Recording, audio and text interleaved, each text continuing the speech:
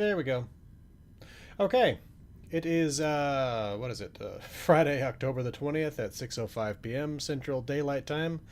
Uh, Currently here in the Zosma system. Released a Fallout lore video earlier today, Chapter 6 of the Settlers of Foundation. Just a few more chapters of that one left, 3 or 4 at this point. At which point, I've already actually started to put together the complete unabridged script for the overall one, and I should actually be able to use like basically chunks of the chapters that I'm putting together. So, effectively, what I'm saying here is, let's say a couple days after I put out the last chapter of this thing, I'll be able to put out the entire full unabridged video. So, look forward to that. Okay, so I have found additional content in order to produce another Starfield lore video. Again, I had plenty of content already, but the whole thing is I'm trying to still avoid as many spoilers as possible. Let me go ahead and assume that the chat system here is probably broken again. So let me go ahead and jump into this. There it is. Okay, it's not currently broken, but we'll see what happens. All right, now then, so let's go to Schrodinger. This is home to the ship the Colander. I'm going to do a lore video on that one. It's not going to be terribly long, but there's a neat little story there that I'll talk about. I still need to investigate it some more, but potentially there is a connection to Fallout with this ship, Fallout 76 specifically. I'll have to see a little bit more about that. In terms of system surveys, I have now completed every system west of Tidacha. And so this line right here, if it's a system west of that line, I have completed a full survey of it, and that is something you can find on my Twitter. Once I finish all of them, or at least once I want to go back and check them. I'm going to release them to the public, and you'll be able to find those on a Google Drive, at least initially. And if the traffic for that kind of thing gets to be too much, then I will figure out another way to do it. I don't know. I've been meaning to set up a website for a long time. I just haven't had the time to do it. So currently I was gonna start surveying the Zosma system. But then let me just talk a little bit about the few things that I've found recently. First of all, Alcheba. It's a real star in the Corvus constellation. This is the most boring system I've come across yet. And I say that when there are star systems with a single planet in them. Because this thing, there's no planets with life. There's a single planet with breathable air, and not a planet, it's a moon. Alcheba 10B. This is the only place you can find breathable air, and even then it has a toxic environment. It has two exotic resources in the entire system of 28 planets and moons. Let's see. How many is it again exactly? Yeah, 28. 28 planets and moons, and there are 2 exotic resources to find there, and no planets with life. Versus, if we go to the system I finished last night, Tidacha. Tidacha is a single planet with 3 moons, and it has a lot of life on this thing. Some really interesting life as well. So, bigger is not necessarily better when it comes to these systems. Okay, so what I've been doing with the data that I've been gathering, I can share a little bit more information on that. Let's see. Okay, so I'm considering making this chart. I'm not entirely sure that I'm going to go all the way through this. This is basically, I've taken the planetary data and I've put it into a chart here. And this is not all of it yet. I still need to put biomes into it. And part of this, I could collapse some of these columns into a single column. The problem is having to deal with there's no key, effectively, if I don't do these multiple columns. Because, yeah, technically speaking, all of these could be in a single column, because no planet has an extremely dense oxygen atmosphere and a high methane atmosphere or a none atmosphere. So yes, technically speaking, these could all be a single column for this, but at the same time, I don't have a key for that. So I don't know if I figured out a way to like put a little key next to it, I could make that into a single column. Same thing with the water, the magnetospheres, the temperatures, And the whole thing with this too is this Celsius, I mean, really tells the whole story here, but I do think it is interesting to have the temperatures color coded as well, because it helps to show some of the differences there.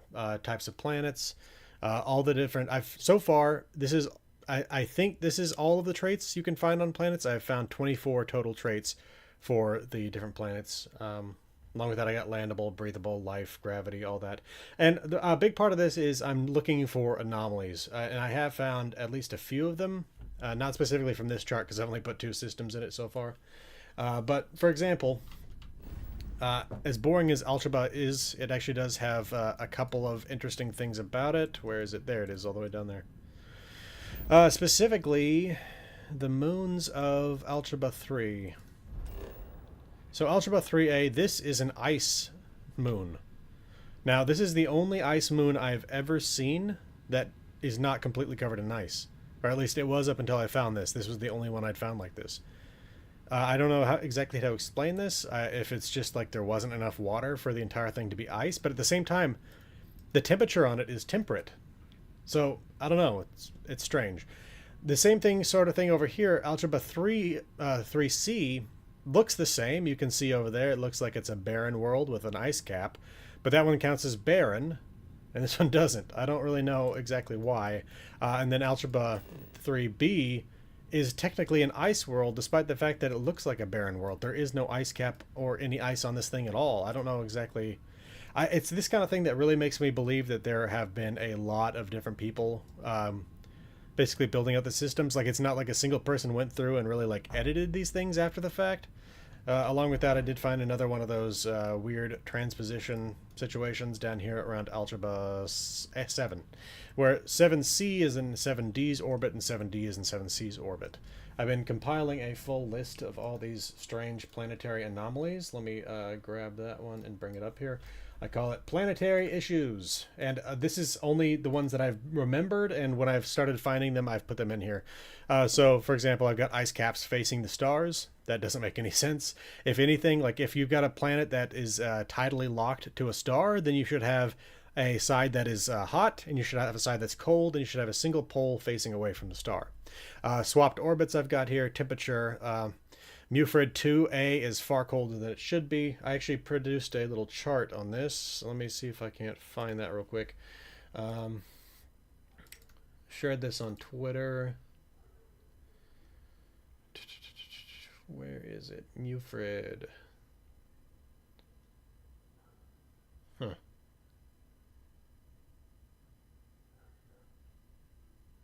This is strange. Why can't I find this? Well, regardless, I don't know why I can't find it right now. But Mufrid has some very strange temperature anomalies. It's up here near the Crix system. So, if you look here, Mufrid, there it is. Mufrid 2A is a temperate world, despite the fact that the world that it orbits is an inferno world. This planet right here is something like 400 degrees, and this moon is 10 degrees. And then you look at Mufrid 3B. Let's go ahead and take a look at Mufrid 3B. Let's go to the landing site here so you can see the temperature that Mufrid 3B claims to be.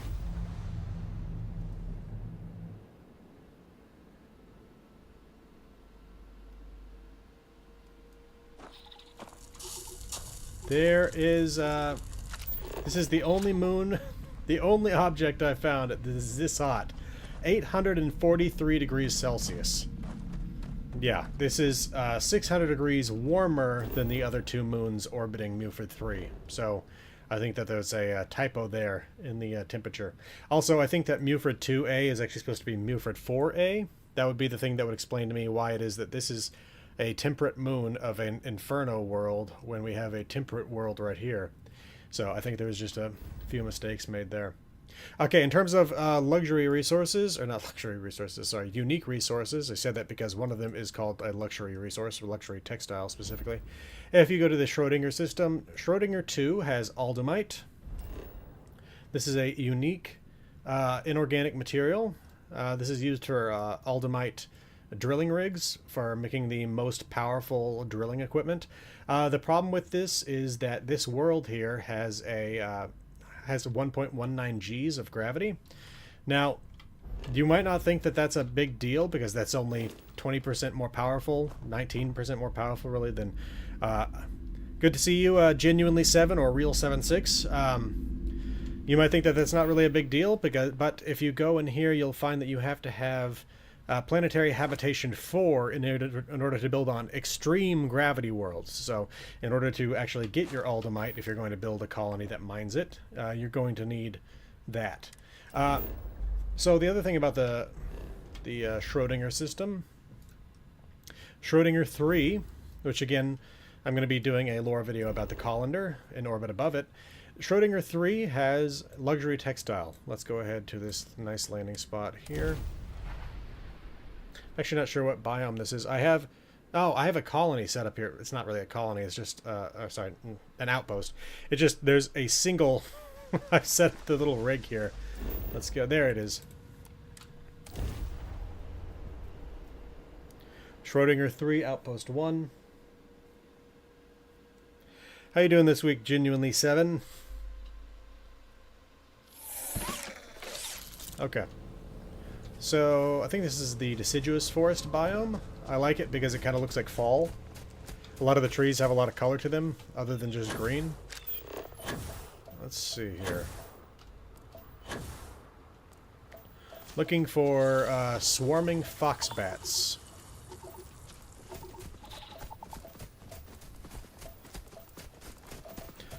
Glad you're doing well. Good to see you. Let's see. Ah, there they are. Swarming foxbats produce luxury textile. So long as you have like a ranch set up at your outpost, you can get their resource. Let's get a look at this guy.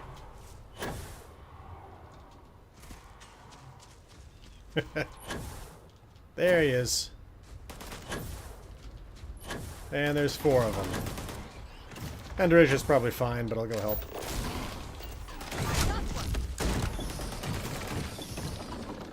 Like I said, luxury textile. And if we open this up, there it is. Unique organic resource. And so again, Schrodinger, Schrodinger 2, Aldemite, Schrodinger 3, luxury textile. So definitely going to need to build some colonies in Schrodinger if you're going to be harvesting all of the uniques. Now, along with that, what was the... I think it's Zeta Ophiuchi. I can't remember if I talked about this last time or not. Hold up, I've got a list of these things. There we go, rare resources. Open that up there. Minimize that. Okay, so this is... It's a list I'm still building out, and there's definitely... Okay, so basically what I've done here is I've got the list of all the inorganic exotics that I found by world.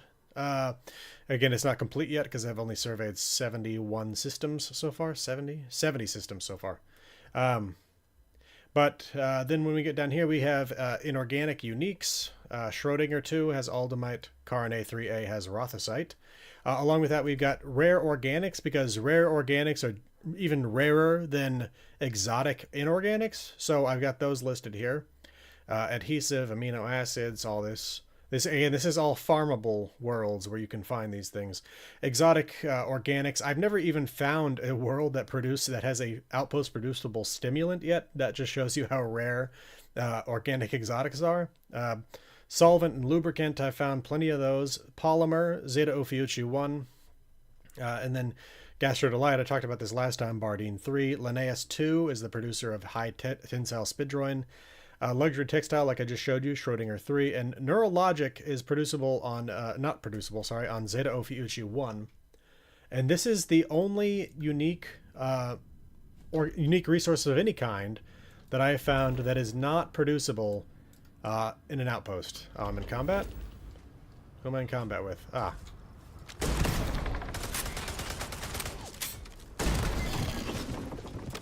I'll take your luxury textile. Smell will not be an issue. Alright. Let's go to Zeta Ophiuchi 1. Down here.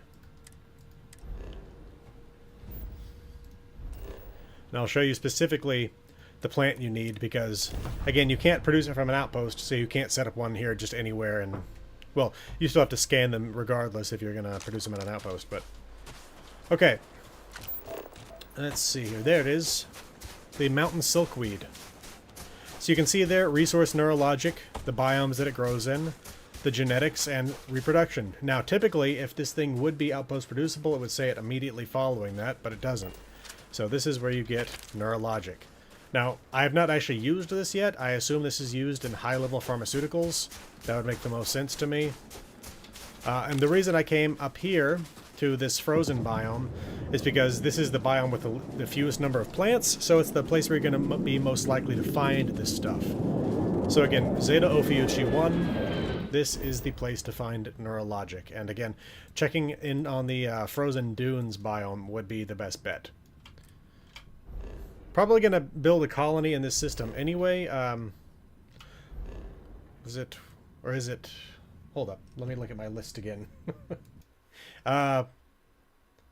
Yeah, because Zeta Ophiuchi 1 also has polymer. This is the only place I found farmable polymer, so this is probably... I'm going to have a colony here. I've also started work on trying to figure out where I'm going to actually end up setting up my outposts. And so let me grab... Is it in here? No. There it is. I've been working on figuring out manufactured components, specifically what's required for them and everything like that, and the whole chain of resources and things like that that go through this. So you've got your same order of things here: common, uncommon, rare, exotic, and unique. And it's been a trip to figure this thing out exactly. Mainly, I'm first trying to figure out how I want to do this stuff, because my original plan was to simply set up a centralized outpost and use like a web of colonies to filter all those resources in towards the center. But the more I've been thinking about it, I can set up specific modular locations to where I think my current goal right now is to build 5 separate outposts. The centralized one will still be a centralized one. It will be fed by the other outposts. But this centralized one will be the one that produces anything that requires a unique resource. So that's anything here.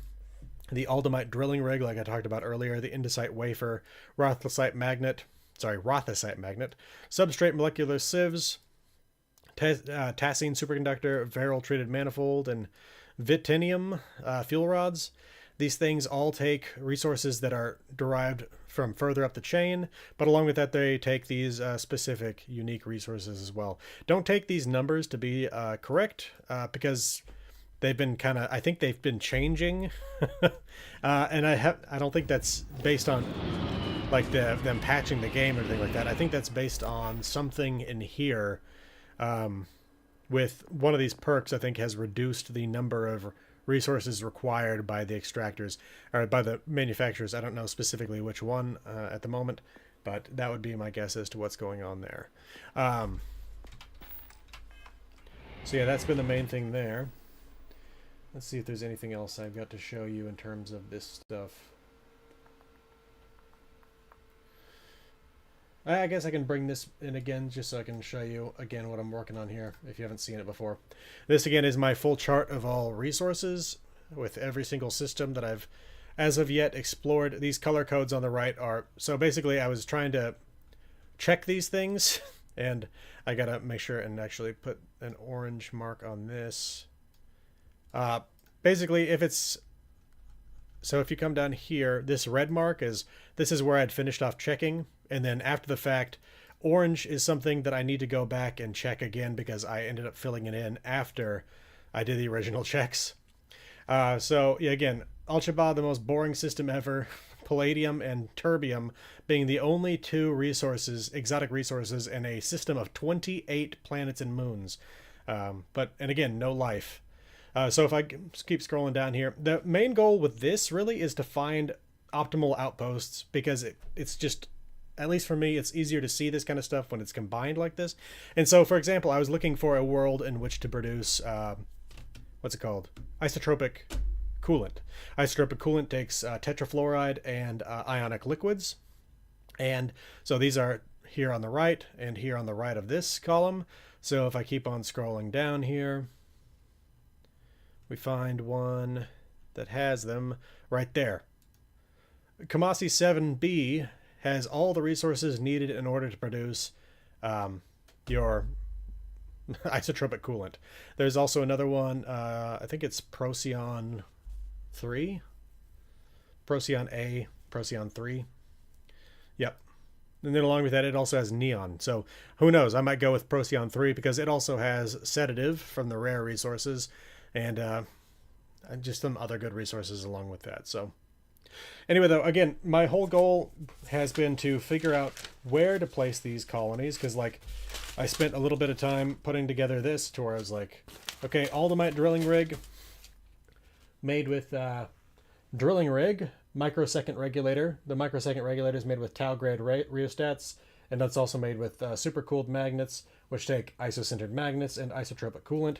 And so basically, the thing to know is that what I'm going to end up doing is I'm going to find the optimal setup to fill these, to basically build the colonies to where I get every resource filtering into that centralized location. I'm still trying to figure out exactly where I want to build this centralized location to build my final home colony. I found a few good candidates for that. And basically what I'm looking for is breathable atmosphere and a temperature that's reasonable and gravity that's reasonable as well. Because, for example, Alpha Andraste 3 is not bad. But it also has a high gravity of 1.44 Gs. If we go over here, again, Bardine 3. Bardine 3 has a beautiful hills biome. This might be where I end up building it. The only problem with Bardine 3 is it has a weak magnetosphere, which means that you get extra solar radiation when you're standing on the surface. So that's another thing I'm also looking for, is one that has a magnetosphere of average or better.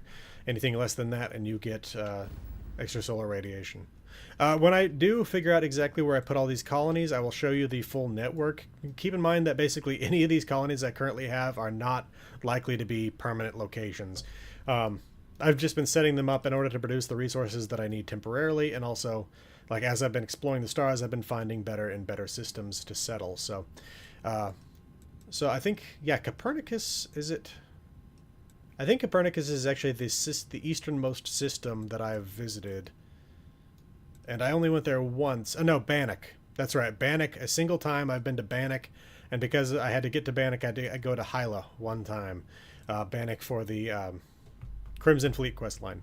But everything else over here I've yet to go to, and there are some crazy far out there systems.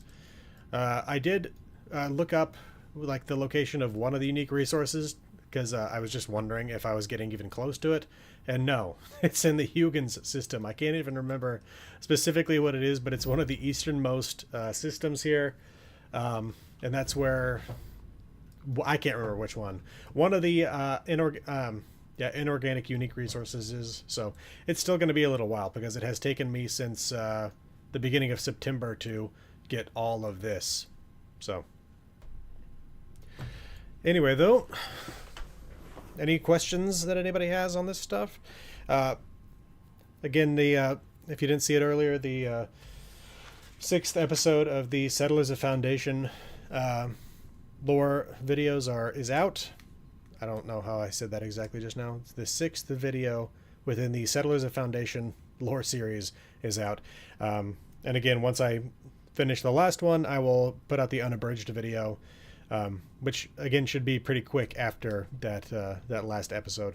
And then as soon as that's done, I'm going on to Fallout 3's metro system, doing a full mapping of that, showing you where you can go with that thing. That thing has always been just a massive pain for me, especially when I'm just trying to like get a shot of like a. So for example, when I was filming my craters of the 3D Fallout games, I was trying to find that bomb crater. That's I can't even remember specifically where it is. I've got a bunch of names popping around in my head, and I know that none of them is right. But anyway, so Bailey's Crossroads. No, regardless. finding that crater was a pain because even though I knew where it was, getting through the right metro system to get there was not easy. So that's hopefully I'm going to figure the metro system out for myself for the first time for a game that's been out for 15 years now. But I'll share that information with y'all, and hopefully it will help you navigate it as well going forward, especially if the rumors of a Fallout 3 remaster are real. I'm not sure if it is or not. We'll see. But if it is, then this will hopefully be helpful for that as well. So again, that'll be done, and then after that, actually, I can't remember. Was that the number one thing in the poll, or was I think that was the number one poll response. Let's see. Yes, and then after that, it will be what happened to hallucinogen. And so I think what I'm going to do in Fallout 4. And so I'm going to actually do it that way, because I normally do bouncing back and forth between Fallout 76 and another Fallout, but because I've been doing this giant block of Fallout 76 related game videos, I'm going to do 3, then 4, then back to 76. I still have yet to see a Mothman Equinox event taking place yet, and there's actually still, before I forget this, when I'm making my Settlers of Foundation video, there's still an encounter with a settler that I need to have in order to film it, which is going to be interesting. And there's also a light companion that I need to get for my outpost. So that's something I'm going to have to make sure I take care of here in the next couple of weeks, because I got to film that for the final video of the series. And always keep in mind that whenever I put out these lore videos, that they are effectively everything I've found up to this point. So, like, even the Brotherhood of Steel Part 2 is not a complete set of the information on the Brotherhood of Steel, because it's only up until I put that out, because there's going to be new content for that as of the Atlantic City update. There's going to be a new Brotherhood outpost from what I've seen. And so before I forget about that, I've gone through, I found somebody talking about these new locations, locations that are going to change. I also found it on the Fallout Wiki, and I've gone to these places and I've filmed the locations beforehand, so we'll have that for when I do the surveil videos for when those new locations pop up in the game. So keep that in mind. Okay, so you've seen the episode 6. That's good. Hope you liked it. I finished that one last night, about 9 o'clock, I think. And I've been very busy lately with everything, both in game and out. I've ended up building a bed frame and hanging curtains and all kinds of stuff outside of, again, mapping these systems and putting together the lore videos. And so once I finish the this is basically what I've currently decided. Unless I find more lore out here in these systems, which I expect to find the House of Varun soon enough. Other than House of Varun, I don't know what I'm going to find out here. I'm sure there's going to be some sort of random stuff I'm going to find out there. Other than that, I'm going to produce the lore video on the colander. And then once that's done, I'm going to produce an addendum video to the video covering the UCS constant, or sorry, the ECS constant, which for me is still here in Porma-2's orbit. I keep seeing all these comments on the video where people are like, oh, that ship left and I never saw it again. It's been there for me since early September, so I don't know what happened with these folks. But I'm going to produce an addendum video basically covering everything that I didn't cover the first time around. It's not that big a list of things, but it's all like little incidental things. People thinking that there's a Nirnroot Easter egg in there. Basically, if you show up also wearing the tardigrade costume that you can find in New Homestead on Titan, there's an interesting reaction there. I've had somebody ask a question of what happens if you show up there as the Starborn. So all these things I'm going to investigate. I'm going to put together a video to serve as the addendum for that. And once that's done, I'm going to then start working on more spoilery lore videos covering factions and that kind of stuff. And I'll probably intersperse that with lore videos covering the stories that you can find on individual planets, like stuff you can find here on Gagarin, stuff you can find within New Atlantis, and so that's my current plan with that kind of stuff. Not sure which group to cover first when it comes to the faction lore videos.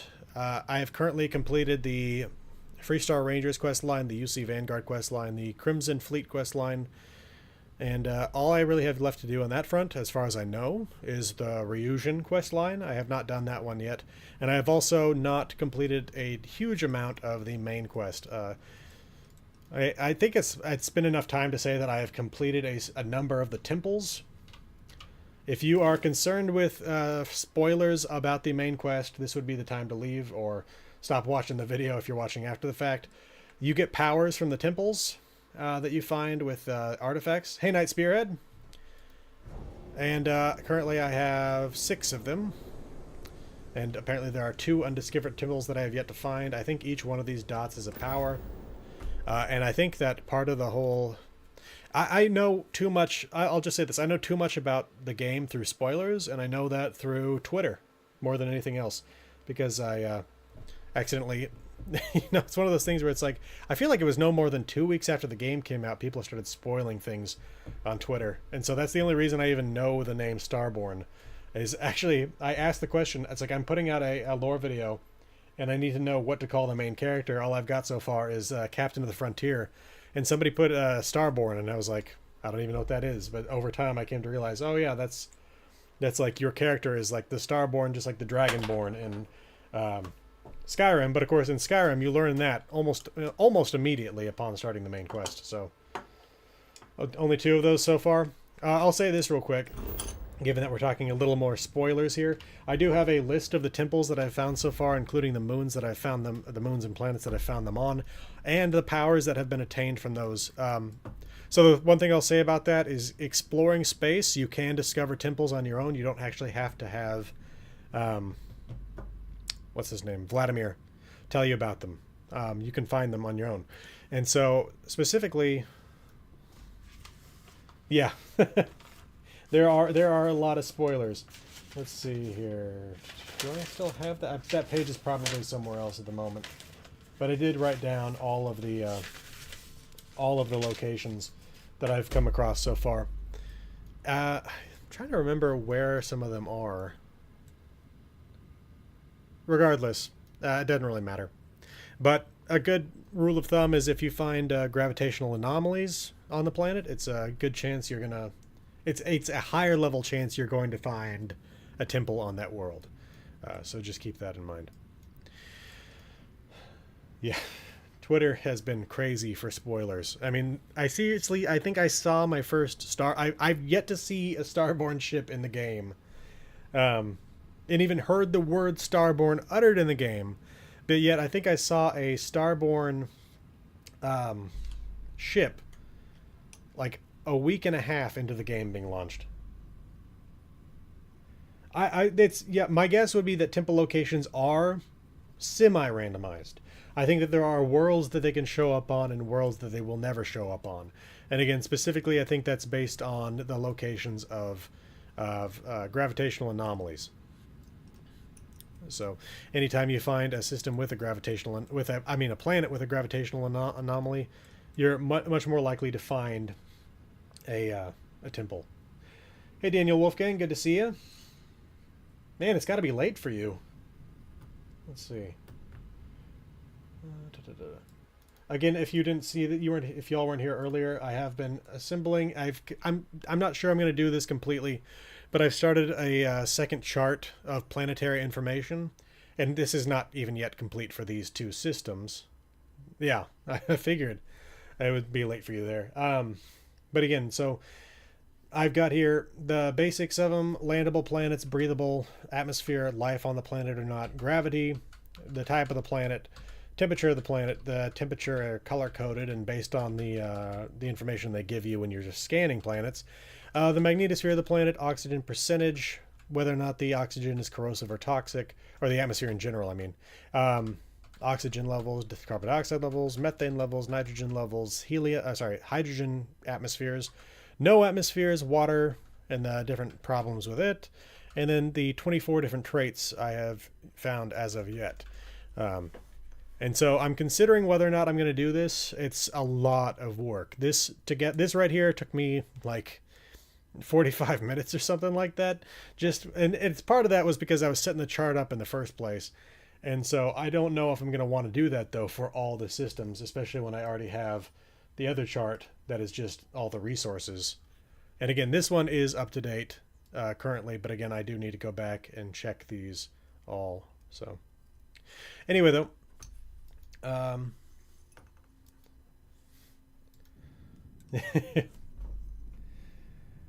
yeah, I got weird hours with my wife because she works. She only works 3 days a week because she's a nurse, but she works overnight, and so like tonight she's working, and whenever I can, and whenever she works nights, I stay up all night so that we can go to bed together when she gets home. So I'm gonna be up all night, and but like the main point of this is she worked both weekend days last weekend, so I had a weird weekend. I gotta say those days are very disorienting. Let's see. What else to talk about? I don't think that there's too much more that I have to share with you. Again, for the folks who came in late, two exotic resources here in the Schrodinger system. Schrodinger 3 has luxury textile. Schrodinger 2 has aldemite. So keep that in mind if you're looking for places to build colonies. And again, also Zeta Ophiuchi. Zeta Ophiuchi 1 has neurologic, but it cannot be harvested from a farm. You have to go out and collect it yourself. And along with that, it also has polymer. Polymer, though, can be farmed on Zeta Ophiuchi 1. So that is a nice thing about that. There was one world that I found that was really quite beautiful. It had a non-breathable atmosphere. I think it was in, I don't know how to pronounce this, Zai, Kai, I don't know. I'm not good with the Greek letters. Let's go down here. I think this is it. Let's go find I think the hills biome on this world, if this is the right one. Let's check the resources. That should help us find it. There it is. Again, if you didn't see this before, this is an easy way to find different biomes. Different resources will show up in different biomes. So let's go to this hills biome here on Zeta Ophiuchi 1. I'm trying to make sure I remember. I don't think so. I think it's a Greek letter in the same way that the other system here of these two systems is Zeta. So I think we're talking Greek letters here. So I like this this planet's hills biome, mainly because of the trees, which are nice and interesting, red and all that. But again, it has a 0% oxygen.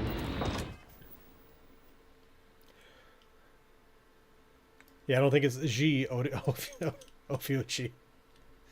And again, Schrodinger 3 has a really nice, I don't even remember which biome that one is. Let's see. The one where I built my colony is a nice biome. What is the area around here?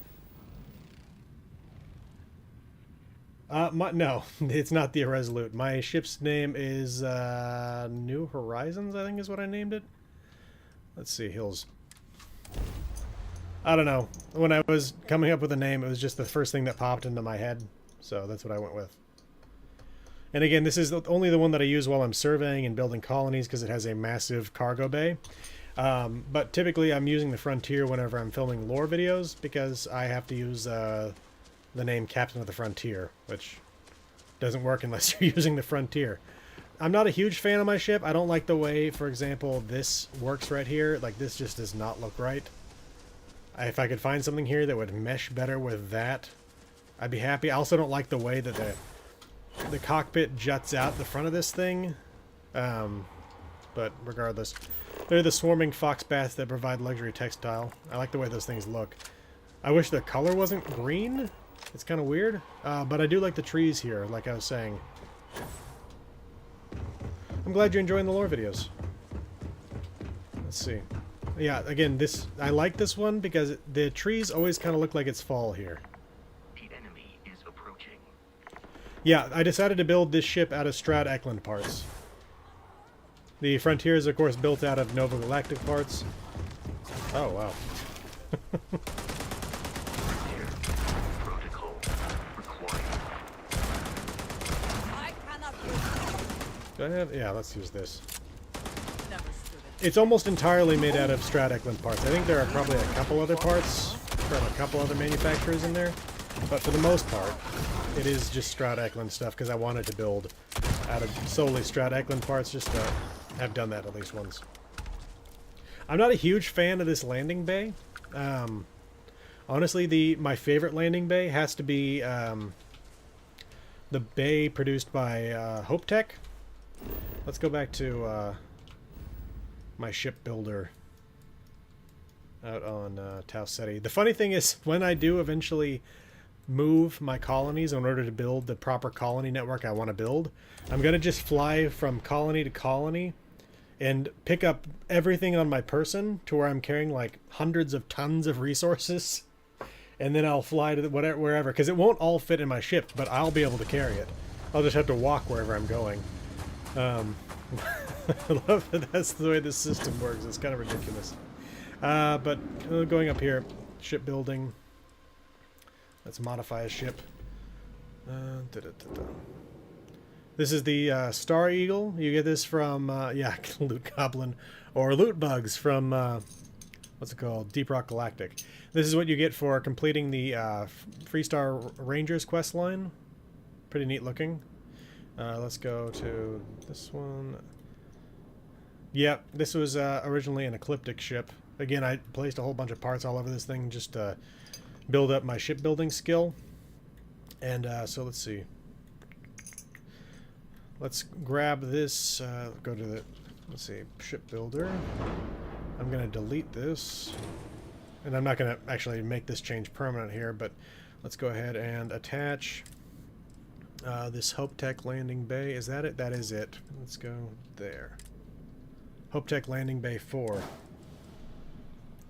So this is my favorite landing bay just because I like the shape of it, and also that when I think it just looks really cool when it opens and stuff like that. So that is my favorite landing bay. I'm not a huge fan of cancel modifications of my current landing bay, but it's the only one that Strat Eklund makes that really fit it. And again, I was trying to use all Strat Eklund parts.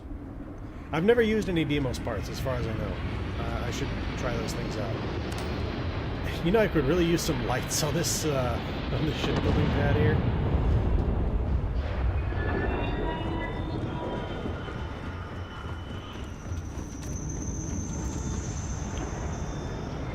So yeah, that's my ship there. And again, I've still got this colony functioning, semi-functioning.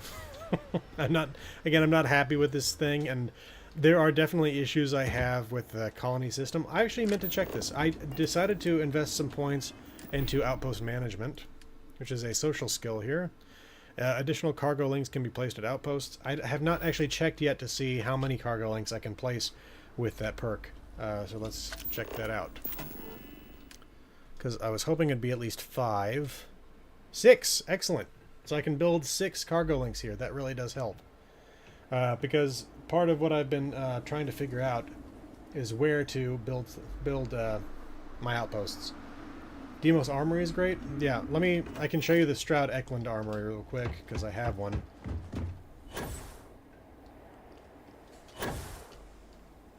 Okay. Lieutenant Toft really? Lieutenant Toft sells Nova Galactic parts? Huh. Okay. It's upstairs. I hate the ladders, by the way. I'm so glad Bethesda finally has ladders, but they're so slow. So I usually just use the jetpack. Okay. So this is the armory for Stroud Eklund, if you haven't seen it. I've actually been putting some guns in here just because I had way too many on my person, and I also had them in the inventory of the ship, and I'd rather have the ship's hull filled with resources, so I put them actually in here. So I got this legendary microgun. Good against aliens. Applies a bleed effect on the target, and every fourth shot fires 2 projectiles at once. Fired at 77,000. Not a bad gun there. But yeah, for the most part, I have not really done much with the interior of the ship. I just liked the idea of having an armory on the ship. I was trying to effectively, replicate some of the things that I had on the Normandy. Yeah, no, absolutely. It's definitely a good thing they did the pre-made clutter, because I also, I've been discovering my disdain for putting in pre-made clutter just because it's such a time-consuming process. But I really like the fact that there is pre-made clutter in here. There is clutter in here because it makes it actually look lived in. The one thing I will say is that I've definitely had some issues with some of this stuff just ending up on the floor, and for example, this. Clearly, this was supposed to be set up here on this table, and it's just lying there on the floor. This room is a friggin' mess. I don't know what happened in here. But again, parts and all that kind of stuff all over the place. One of my favorite things, actually, and it's really a very simple little thing, but let's see, not the landing bay. Okay, I think this is my quarters here. Which, one thing I will definitely say is that Stroud Eklund really does make it so that you have got really Spartan quarters as the ship's captain. Because, this is your bed. I mean, this looks like one of the most uncomfortable things ever. Let's just say that. But I really like this navigation console here. The fact that you can command the ship from your own quarters and basically just tell it where to go from here. I think that's pretty cool. Oh, placing items individually. The size is definitely fitting for a starship. But what I'm saying here is in terms of the quality of the decorations in here. I don't have a problem with the desk, but again, this bed looks really, really uncomfortable. But yeah, I remember back in Morrowind when you would literally place the item, and I'll say this for it. There were no physics on the item, so once you placed an item, it was where it was. Unless you were playing it on the Xbox, in which case it could not handle that many objects in the environment, so it would take them and throw them into a bag. That was always so frustrating, because I loved... I didn't have a computer that could play Morrowind, that's how bad my computer was at that time, that it couldn't handle Morrowind of all things. But the Xbox was able to do it, and my favorite thing to do would basically just be find a spot and just never sell anything, just set everything out on tables and surfaces and stuff like that. So let's see. I also like that you can sit in these chairs. You can't sit in these, and the other cool thing is about it is that they actually, so you can see here, I'm wearing this pack on my back. Despite that, when I go to sit down, it removes the pack. I'm glad that they added that in, because otherwise it would look like crap. So, again, a very minor little thing here.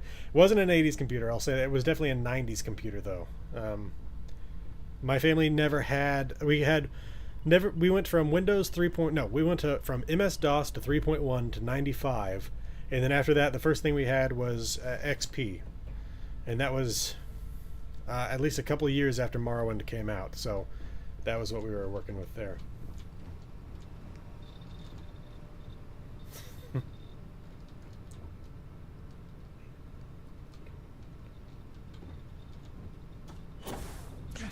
I don't know what you mean. Sorry, I'm not understanding your comment there.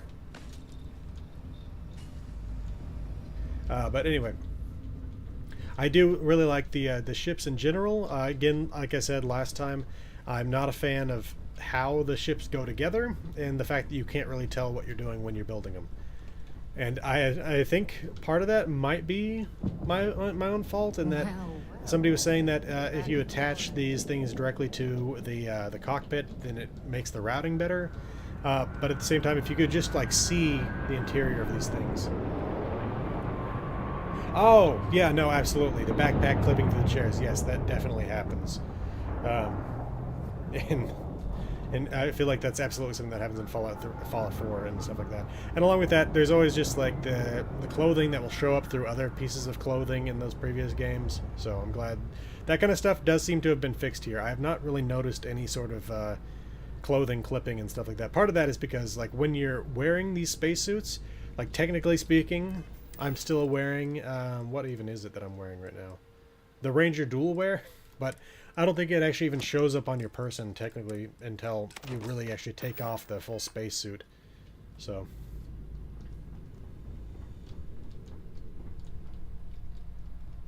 okay, so you test it.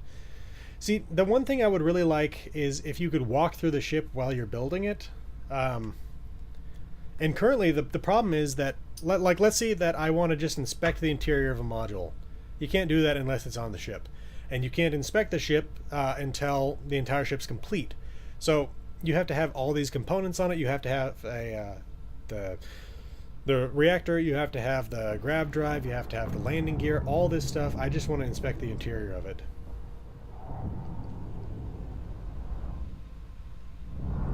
Yeah, no, yeah, that's. I do like that you can wear the this under armor and the armor, and again, it doesn't affect the spacesuit. And part of that is simply the fact that when you're wearing the spacesuit, it necessarily covers everything. So there's no way you're going to see something under that when you're wearing the spacesuit. So.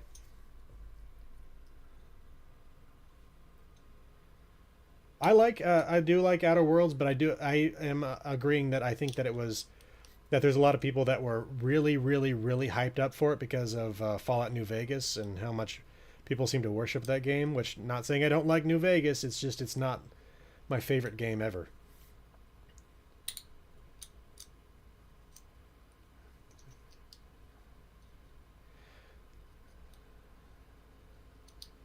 Yeah, no, yeah, I see what you mean there. Yeah. Yeah, so I don't know if you all have experienced this yet. I have. Probably you have. The game's been out for a month and a half now. Let's go to my penthouse. Let's see. Can I go directly to the penthouse or no? I can't even remember where, specifically, which one goes directly, more closely to it. I do think they've done a better job with decorations in Starfield. I will say I've seen people reviewing If it were not for the lodge, Starfield I now, think I would avoid and this like city. It is all just too much. I don't know. I feel like I've gotten exactly what I wanted out of Starfield. I know that there are a lot of people that haven't, but I don't know exactly what it was that they were expecting, to be honest. Now, where is my home? I've only been to this place once. I think it's in the Mercury Tower. I've literally been to my penthouse apartment here a single time when I first got it. This is what you get for completing the UC Vanguard quest line. Okay. So got a nice view. Can look around. And the one thing I will say is that this city... Okay, here's my hope with... whoa. Nearly fell off the edge there. Here's my hope with this stuff going forward is that people will add mods and that Bethesda themselves will perhaps change up the way this whole area is laid out. Okay, well, I'll get to that thought in a minute. First, I wanted to show you all, if you haven't seen it yet, the decorating console. So basically, the interior of your penthouse here is just a... it's just a miniature outpost. So you can place anything here that you could place at your outpost other than, you know, like resource production, landing pads, all that kind of stuff. But so long as you got the resources, you can do this. Now, the one thing I will say is it doesn't seem to be linked to your ship, which is unfortunate, because it means that you then have to carry everything up here to build. That is one thing that should be fixed in the future, but anyway, let's see. Yeah, go with the stoic view of things. There definitely need to be more random encounters. Um, I have found the Valentine too many times to find him charming anymore. I'll just say that. The first few times I was like, oh, that's awesome. And then it's like, finding Valentine time number 16. It's like, okay, I don't need to hear the song again. Yeah, you need to build a landing pad in your apartment. Honestly, it'd be awesome if you could build one like on the roof. But the other thing is they definitely need to add more random locations that can pop in, because like the number of times it's like, oh look, another abandoned Muybridge pharmaceuticals lab. It's like, okay, that's like the 8th one that I've seen. It's like, and I think that it's supposed to have like a specific story to it, so this is kind of weird. But okay, so getting back to what I was trying to get to before, cities don't exist like this exactly, and especially I would not expect this to be what this would look like in real life. The city, like, okay, let's say this. You could surround the city with a green belt, right? You could have that. Okay, and so maybe the Valentine has changed up the music, but I've not noticed it because it's happened so many times that I've just been like, oh, it's the Valentine, jump away. You could have a green belt surrounding a city, but if you're going to have a city that's this advanced, like this is basically anything you would... What is that off that way? You got some floating trees out there. Regardless, this city should be surrounded by farms. This city should be surrounded by factories. If you have this city, which is basically a modern metropolitan city and then some, it needs to be surrounded by the infrastructure that's required to support it. And that is not something that's the case. And I understand that you build these things out to the proper scale and they're going to be massive. But this is Starfield. We're literally dealing with, last I saw was something like 1,500 planets. There is plenty of room to build these things. There should absolutely be a crazy amount of stuff around this city. This city should be even bigger than it is.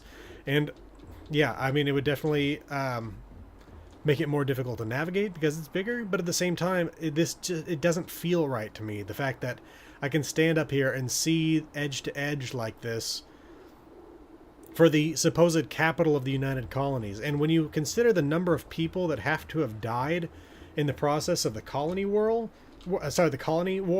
like there have to still be there have to be at least hundreds of millions, if not a couple billion humans around. And I don't see them. I've not seen like enough development to suggest that there are enough people around in the settled systems to support wars like the colony war. And I know a lot of people died at the colony war, but that does not account for the fact that there seems to be so little development for all the people that do supposedly live here. And so the one place where there are, and again, this is another problem with size. If we go to Cheyenne, and specifically if we go to Aquila and Aquila City has a few farms. And honestly, for the size of Aquila City, it might even be enough farms. It's probably not. They would probably need a few more, like a few times additional farms. I don't know how productive these farms are. These could be amazingly productive farms from the future and all that stuff. Chunks? Again, for the size of this city, I would say that for a game, this would be an adequate number of farms. The fact that Aquila has, I think, 3 farms out here.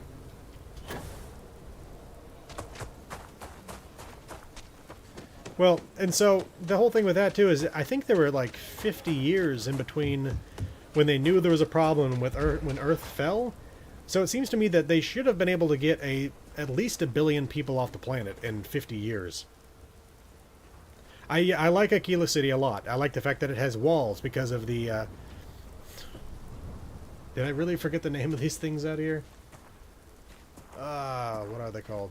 Whatever they are, the monsters that are on this world. The ones that the UC Xeno Warfare program was afraid of. I don't know why I forgot their names right now. But regardless, again, I like this city a lot. I like the fact that it has this kind of western feel to it, that it has walls, and it has these interesting farms around it, which you can find some of these farms as well. Ashta is the wildlife here.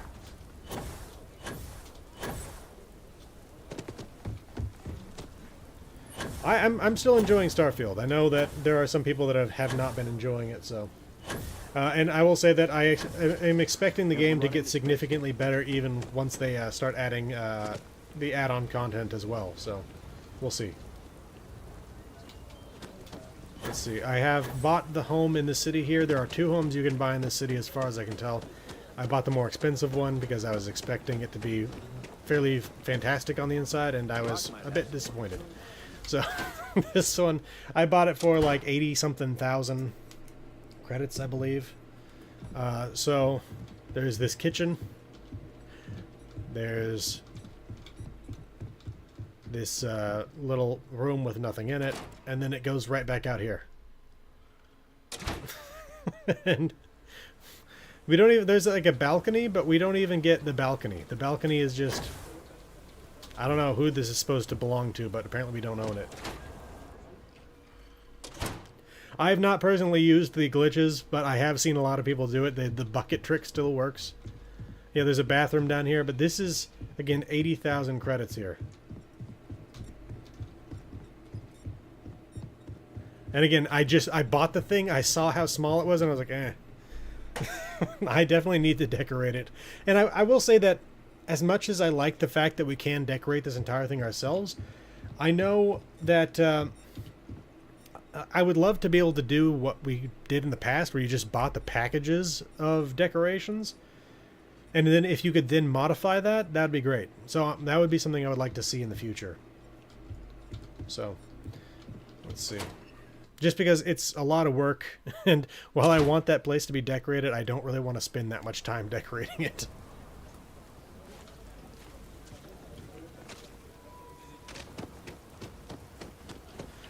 From my understanding, a lot of people have not enjoyed the exploring, especially not to the level that I have.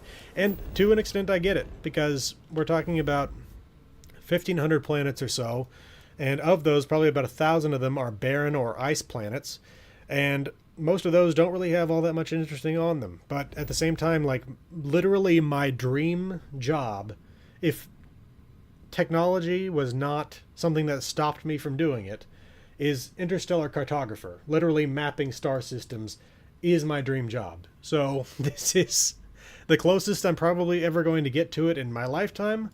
And so I've really been enjoying it. But, like, I get it, because, like, science outposts, the science outposts are basically all the same, you know? If we come out this way, like, this planet right here, let's just go out here and go to Nicola 4.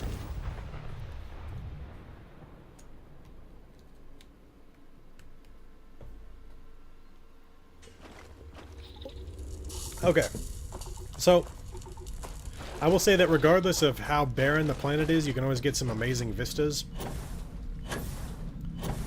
Like, this looks awesome to me, right? We got these mesas out here. The sun over there that's starting to set. But it's like, I've seen an exact copy of this same structure on probably 100 worlds. And so I completely get it. The people that aren't enjoying the exploration. But my whole thing is simply being able to go to all these different planets, recording all the information that I'm finding about it, and sharing it is actually something that I'm very much enjoying. And again, that's something that's very specific to me, and I understand that not everyone's going to get that. But again, for me, this is absolutely something I'm enjoying. And I will say the quests, I've enjoyed the quests in this more than I think I've enjoyed the quests in almost any other Bethesda game. The Crimson Fleet quest line was great. Let's see, sorry, 1 second here.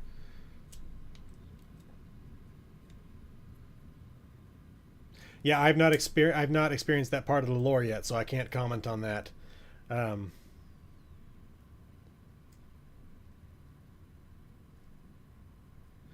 Well, and so maybe you'll still be able to get some enjoyment out of the lore videos if you're not enjoying the game itself, because I know that there are people that find that with some of the Fallout games. Like, there are people out there that still don't like Fallout 76, but do still like watching the Fallout lore videos that I produce. So I hope that...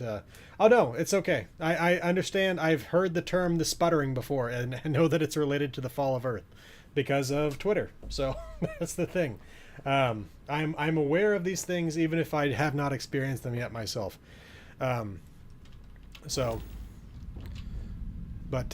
Again, so hopefully, even if you don't enjoy the game, and I can at least provide you a condensed lore of the game world that they've created, because I think they've done an amazing job with that, at least with the stuff that I've experienced so far. Again, I've really enjoyed the Crimson Fleet quest line, the UC Vanguard quest line, and the Freestar Rangers quest line. I think my favorite one overall has to be, it's a real close race between UC Vanguard and Crimson Fleet.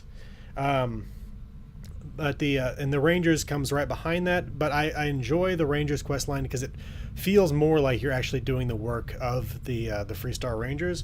Whereas like the UC Vanguard, it's like, all right, we're giving you your first mission. Go out there and do it. And it's like you're immediately swept into this massive quest line. And it's like, I don't feel that I've done anything for the UC Vanguard specifically. I'm doing stuff for the UC, but anyway. Okay, and so I need to actually experience Elite Dangerous more. I've played it a little bit in the past, and I've heard that like basically it takes a little while to get into it, but once you get into it, it's really good. And so at some point in the future, I will have to test that out. But for now, at least for the next couple of months or so, while I'm working on the Settlers of Foundation lore videos, I'm also going to be mapping out these star systems and finishing up the little bits of lore before getting into the faction quest lines. But like mainly what I'm trying to say here is I still have this left to map, this eastern end of the systems. And I know enough about the new game plus, again, from spoilers on Twitter, to know that I want to finish mapping all this stuff before I finish the main quest. So but it's now after 7, so I'll just say if anybody has any comments or questions over the next couple minutes, we'll cover those, and then I'll head off for the night and see y'all next week. I'm glad that you've enjoyed the lore videos at least.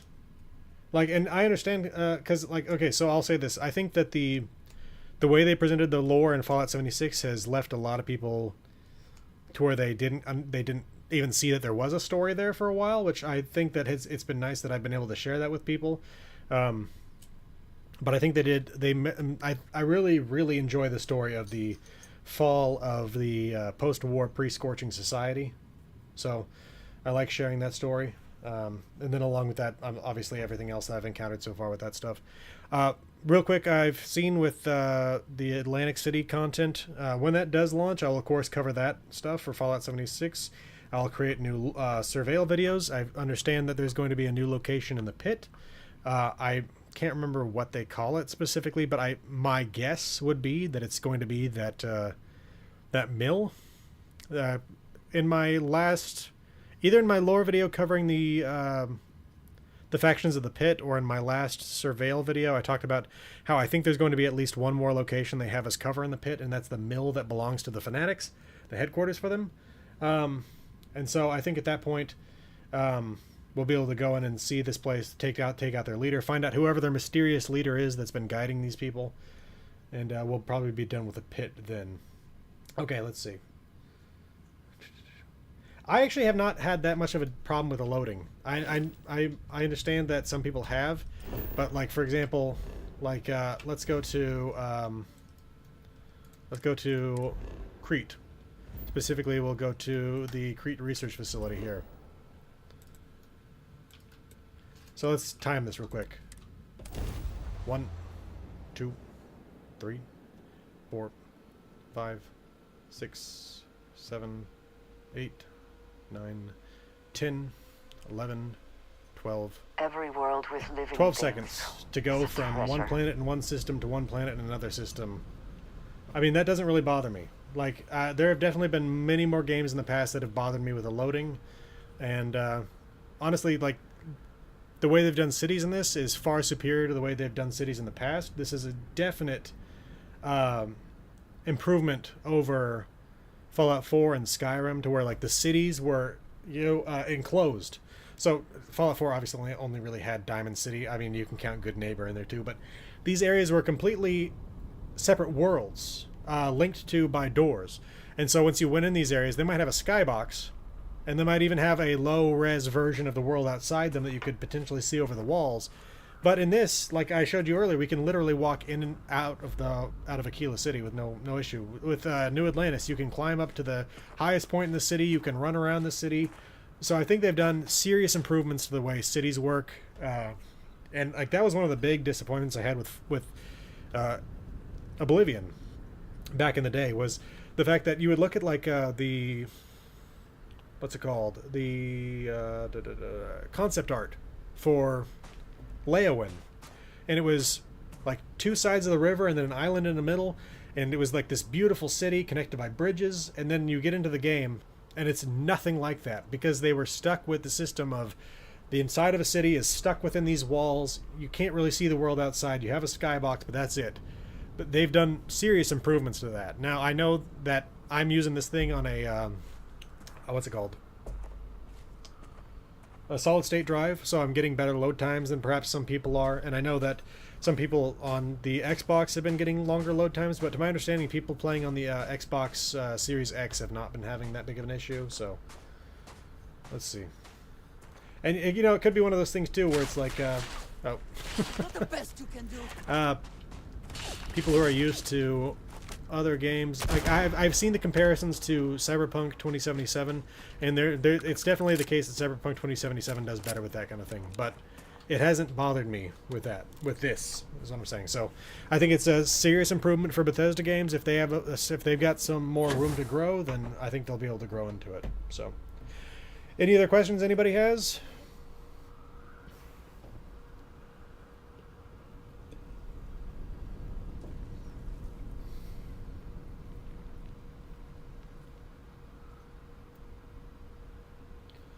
Give it another 15 seconds here.